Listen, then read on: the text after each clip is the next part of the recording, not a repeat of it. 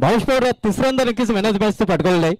खरं तर ISPL स्पर्धेसाठी तुला तमाम भिवंडी वासियांकडून हार्दिक शुभेच्छा असणार आहेत. मात्र ज्याप्रमाणे तू खेळ खेळतोय काय नक्कीच सुरुवातीला तुझ्या संघाला खूप ट्रोल केलं जात होतं आणि तू भिनार इथे म्हटलं होतं की याचं उत्तर टीकाकारांना मी माझ्या मेहनतीने देईन आणि तू मेहनतीने नक्कीच हे उत्तर दिलेलं आहे.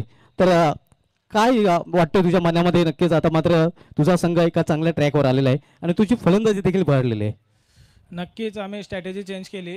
ओपनिंग करायला लागलो मी आणि त्याच्यामध्ये जे लोक ट्रोल करत होते ते पण ट्रोल करणारे आपलेच असतात. असा काय नाही का विरोधक कोण असतो, त्यांना पण आपल्याकडून अपेक्षा असतात म्हणून ते त्यांची हे असतं का ते बोलतात का टीम चांगली नाही खेळत. पण काय असं काय नसतो, टीमचे हिसाबात असते आणि सर्वजण आमचा 100% देतात. पण काही लक नसल्यामुळे आम्ही कॉम्बिनेशन नसतो बसत म्हणून.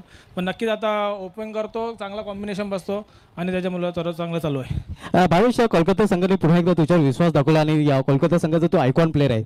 तर भिवंडी वासियांना जाणून घ्यायचं IPL स्पर्धा कधीपासून सुरू होणार आहे आणि तुझ्या संघामध्ये आता यावर्षी काय रोल असणार आहे?